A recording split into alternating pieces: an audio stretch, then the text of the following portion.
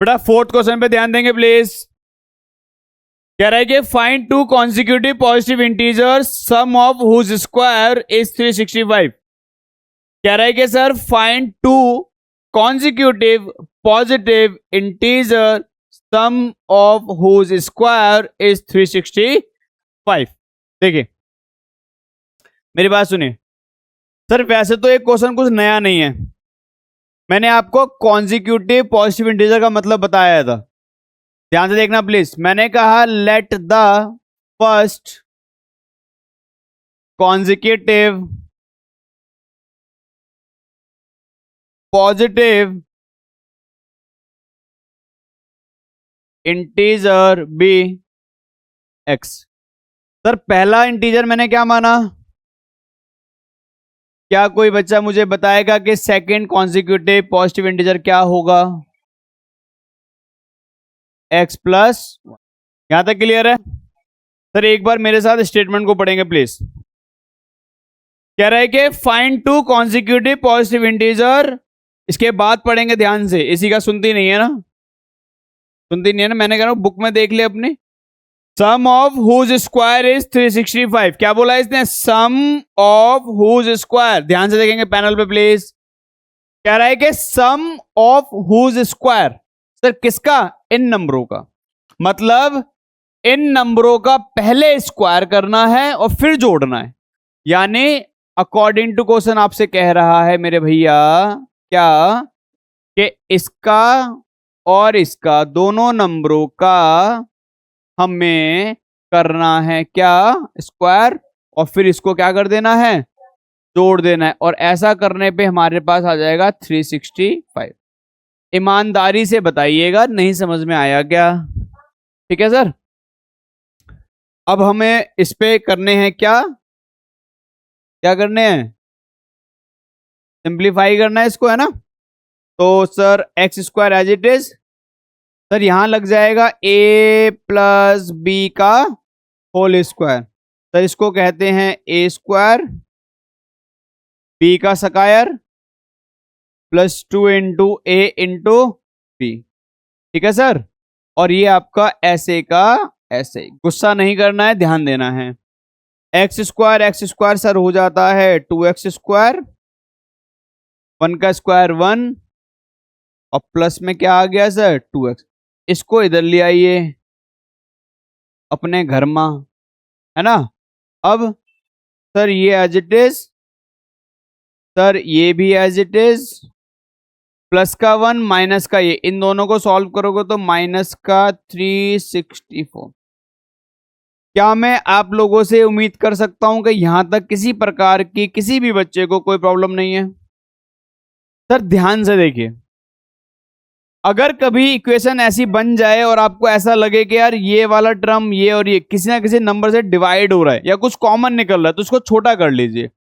हालांकि आप इसको कर सकते हैं ऐसे ही, बट थोड़ा छोटा हो जाएगा तो आसान हो जाएगा। मतलब क्या है मेरा?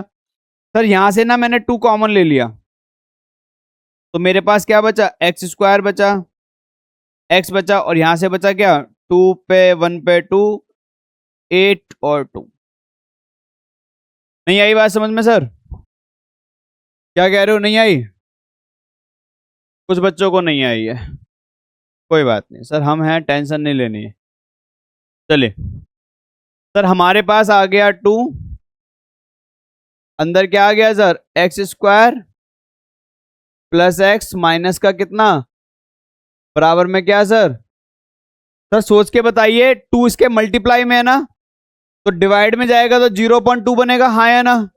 और 0.2 फिर से क्या बन जाएगा? 0। तो यानी ये 2 हमारा कैंसिल हो जाएगा। तो हमारे पास आ गया एक्स स्क्वायर प्लस एक्स 182 बराबर 0। क्लियर है? सर अब ध्यान से देखिए क्या करना है, 1 को इससे क्या करना है? मल्टीप्लाई। सर अभी अभी आपने क्वेश्चन करा था यही वाला, ध्यान करो। 182 का फैक्टर आया था 13 इंटू 14 या फिर 14 इंटू, तो यानी इसका फैक्टर आपको पता है। तो इसका फैक्टर अगर आपको पता है, करके दिखाऊंगा इसका फैक्टर। कह रहा है यस सर। चल देख ध्यान से, कोई बात नहीं। अच्छा फैक्टर आपको पता है? अच्छा मुझे लगा गुस्सा हो गया है। बड़ा गुस्सा नहीं करना है ना, आप लोगों को गुस्सा बिल्कुल भी नहीं करना है। गुस्सा सेहत के लिए हानिकारक है। आपको सिर्फ एक चीज करनी है। क्या करनी है प्राप्ति? सिर्फ प्रैक्टिस करनी है ना? गुस्सा नहीं करना है, प्रैक्टिस करनी है। चलिए एक्स को अंदर मल्टीप्लाई कर लीजिए सर। एक्स स्क्वायर स्किप करना है? हाँ कर सकता है, कर सकता है। तो ये हो गया 14x, ये हो गया। एक्चुअल में क्या है ना, देखो जब कोई टीचर पढ़ाता है ना, सुनो मेरी बात, जब कोई भी टीचर किसी ग्रुप को पढ़ा रहा है, 40-45 बच्चों को साथ में पढ़ाता है या बड़े ग्रुप को, तो उसकी ना एक रिस्पॉन्सिबिलिटी बनती है कि वो हर एक बच्चे को ध्यान में रखते हुए पढ़ाए। तो अब जो जितने भी बच्चे आप बैठे हुए हो, मुझे नहीं पता कि किसकी कैलकुलेशन बहुत अच्छी है, बहुत बेकार है या एवरेज है। तो मैं इस बात को सोच के चल रहा हूं कि आपको अगर पढ़ा रहा हूं तो मैं बेसिक से पढ़ाऊं, है ना, एक एक स्टेप पढ़ाऊं, ठीक है। बाकी आपको लगता है स्किप हो सकता है तो आप कर सकते हैं। चलिए क्या आ गया सर? ये एक्स स्क्वायर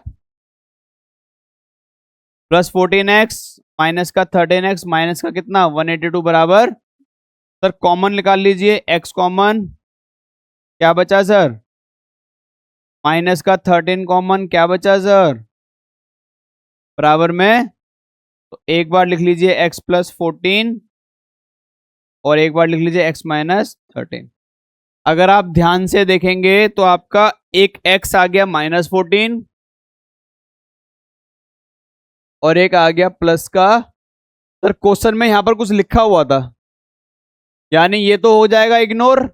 तो x हमारा आ गया कितना 13, यानी फर्स्ट नंबर तो हमारा 13 आ गया, जबकि सेकंड नंबर हमारा कितना आ गया 14। कैसे आया पता है ना सबको? 1 क्या कर दिया मैंने, प्लस।